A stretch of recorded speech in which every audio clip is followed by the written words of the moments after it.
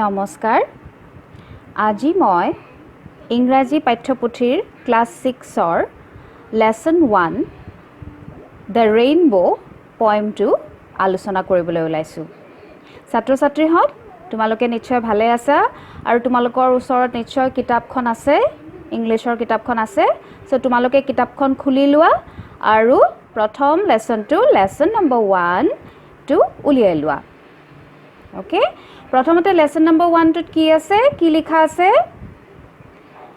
The rainbow হয়নে the rainbow rainbow শব্দটো আগতে পাইছা তোমালোকে আৰু ৰেইনবো মানে আমি কি জানো হয়নে সো ইয়াতে তোমাক ধুনীয়াকৈ পিকচাৰখন দিয়া আছে ছবিখন দিয়া আছে দেখিছানে ৰেইনবোখন এখন হল ৰামধেনু হয়নে আমি ৰামধেনু বুলিও কওঁ ইন্দ্ৰধনু বুলিও কওঁ তাৰ পাছত তোমাৰ ভিবজিয়ৰ বুলিও কওঁ সো বিভিন্ন ধৰণৰ নামেৰে ইয়াক আমি জানো হয়নে সো ৰামধেনু আমি দেখা পাইছো আকাশত ওলাই নহয় আৰু ইয়াতে কি থাকে সাতটা ৰং থাকে there are 7 colors in a rainbow আৰু তোমালোকে প্ৰত্যেককে কালাৰ কিটাৰ নাম জানা আচ্ছা এতিয়া এটো হল এটা poem এটা কবিতা হয়নে the rainbow এটা প্ৰথমতে এতিয়া এই কবিতাটো আৰম্ভণিতে কি দিছে জানানে এটা এক্টিভিটি দিছে কি লিখা আছে সোৱা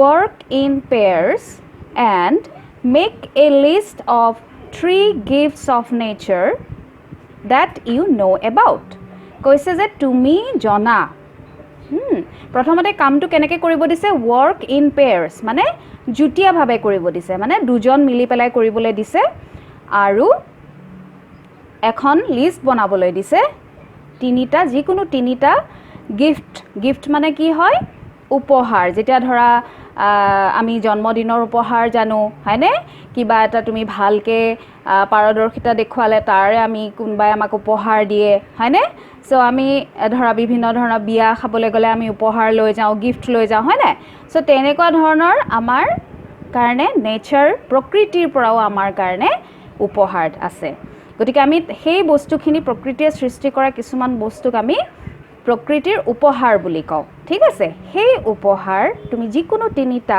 যিটো জানা প্ৰকৃতিৰ উপহাৰ বুলি সো সেই যিকোনো তিনিটা তোমাক ইয়াত নম্বৰ 1 নম্বৰ 2 নম্বৰ 3 লিখিবলৈ দিছে ঠিক আছে সো প্ৰথমতে সো মই ইয়াতে লিখিছো নম্বৰ 1 ত ট্ৰিজ তোমালোকে বেলেগো লিখিব পাৰা নম্বৰ 2 ত লিখিছো মই ৰিভাৰ্স আৰু নম্বৰ 3 ত লিখিছো মাউন্টেইনছ ওকে গছ গছনি নদী পৰ্বত সো এইবিলাক হল নেচাৰৰ এটা মানৱ জাতিৰ কাৰণে উপহাৰ it's a gift from they are all these 3 are gifts from nature সোৱা এতিয়া তোমাৰ এটো ইংৰাজী বিষয় নহয় গতিকে ইংৰাজী বিষয়টোত মই মাজে মাজে মই ইংলিশো কৈ যাম আৰু তোমালোকক অসমীয়াত বস্তুখিনি বুজাই দিম কিন্তু তাৰ আগতে তোমালোকে ইংলিশ এটা পয়েম কেনেকৈ পঢ়িব লাগে কেনেকৈ ইয়াত থকা প্ৰত্যেকটো শব্দ উচ্চাৰণ কৰিব লাগে সেইখিনি তোমালোকক মই শিকাই দিম আৰু মই যেনেকৈ পঢ়ি যাম তোমালোকে সকলোৱে ভালদৰে শুনিবা প্ৰত্যেকটো শব্দ মই কেনেকৈ উচ্চাৰণ কৰিছো সেইখিনি শুনিবা আৰু তোমালোকে নিজে সেইখিনি অভ্যাস কৰিবা পঢ়িবৰ কাৰণে ঠিক আছে সো তেতিয়া হলে আৰম্ভ কৰো কবিতাটো ওকে দ্য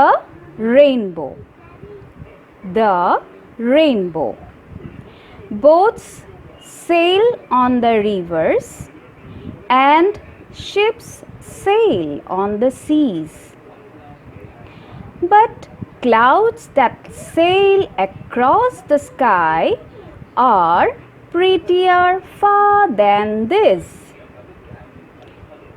আকৌ এবাৰ পঢ়ি দিছো boats sail on the rivers and ships sail on the seas but clouds that sail across the sky are prettier far than this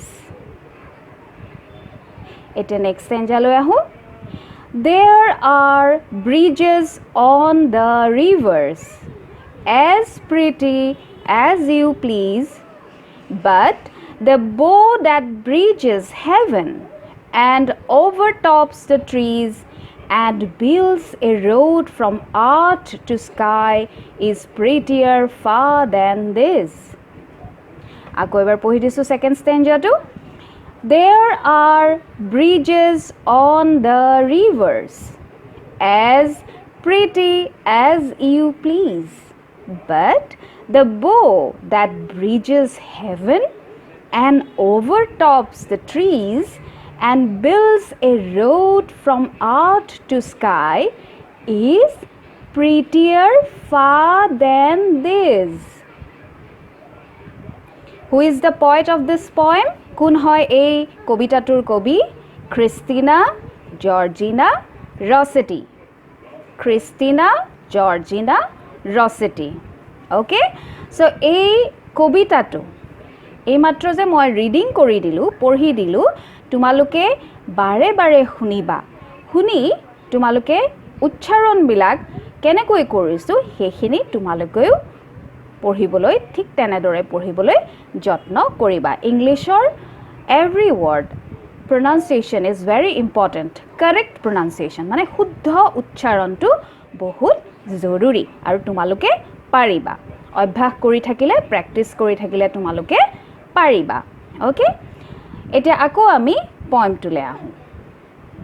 ঠিক আছে, এতিয়া চোৱাচোন আমি যে প্ৰথমতে এক্টিভিটিটো কৰিলোঁ, আমি যে 3টা প্ৰকৃতিৰ উপহাৰ লিখিলোঁ, সেই 3টা প্ৰকৃতিৰ উপহাৰ তলত আকৌ আমাক কি কৰিবলৈ দিছে? আমি এতিয়া কবিতাটোও পঢ়িলোঁ, কাৰণ আমাক কবিতাটো পঢ়িবলৈ কোৱা হৈছে।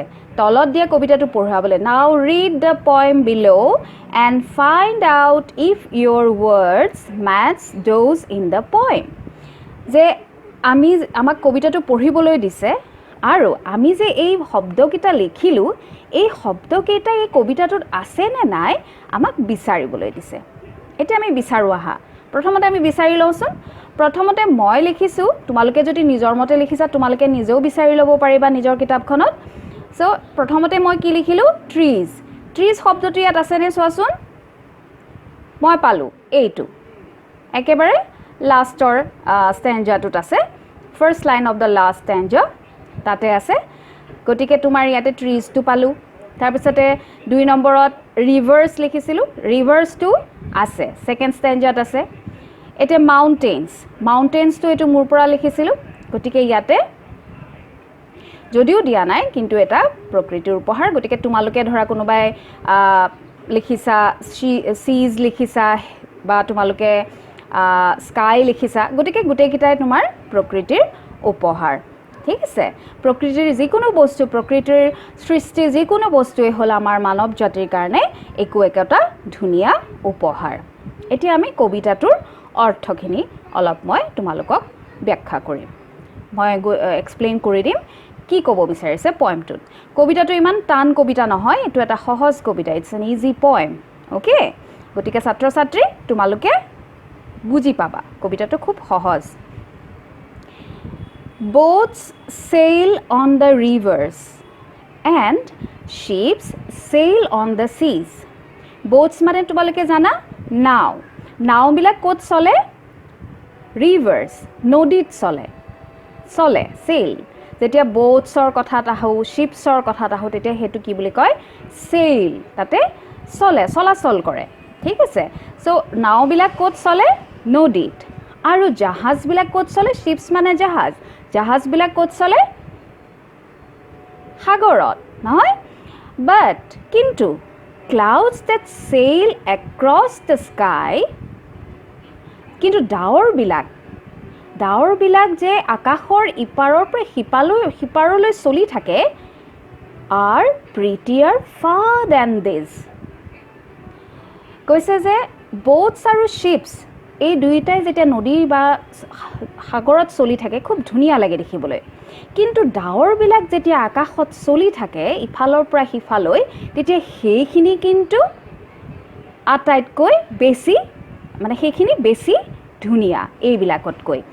নাও আৰু জাহাজতকৈ ডাৱৰবিলাক যেতিয়া আকাশত চলি থাকে সেইখিনি কিন্তু বেছি ধুনীয়া বুলি কৈছে, বেছি মনোমোহা। অ'কে, এতিয়া there are bridges on the rivers as pretty as you please. যে কৈছে নদীৰ ওপৰত দলংবিলাক থাকে নহয় জানো আমি বিভিন্ন ধৰণৰ দলঙৰ নাম জানো আমি শৰাইঘাটৰ দলঙৰ নাম জানো ধলা শদিয়াৰ দলঙৰ কথা জানো কলিয়া ভুমুৰা দলঙৰ কথা জানো নৰনাৰায়ণ সেতুৰ কথা জানো নহয় জানো সো বিভিন্ন ধৰণৰ আমি ব্ৰিজৰ কথা যদি এখন নদীৰ ওপৰত এই দলংবিলাক থাকে হয়নে as pretty as you please আৰু এই দলংবিলাক খুব মানে ধুনীয়া হয় দেখিবৰ কাৰণে আমি ভাল পাওঁ হয়নে so as pretty as you তোমালোকে ক'ব পাৰা যে এই দলংখিনি নদীৰ ওপৰত থকা দলংবিলাক ধুনীয়া but the bow that reaches heaven and overtops the trees কিন্তু যিখন ধেনু bow মানে কি ধনু আমি bow and arrow জানো নহয় কাৰ ধনু সো হেখনৰ শেপটোৰ কাৰণে আমি কি কৰো এখন ধনু আকৃতিৰ হয় না ধেনু আকৃতিৰ সো ধেনুখন যিখনে স্বৰ্গৰ লগত আমাক কি কৰে ব্ৰিজেছ যোগাযোগ সম্পন্ন কৰে আৰু যিখন কোনফালে গছৰ ওপৰত পৰেদি যায় and builds a road from earth to sky আৰু এটা পথ নিৰ্মাণ কৰে কৰ পৰা কলৈ পৃথিৱীৰ পৰা আকাশলৈ is prettier far than this যিখন আটাইতকৈ এইবিলাকতকৈ আমাৰ নদীৰ ওপৰত থকা দলংবিলাকতকৈ কিন্তু বেছি ধুনীয়া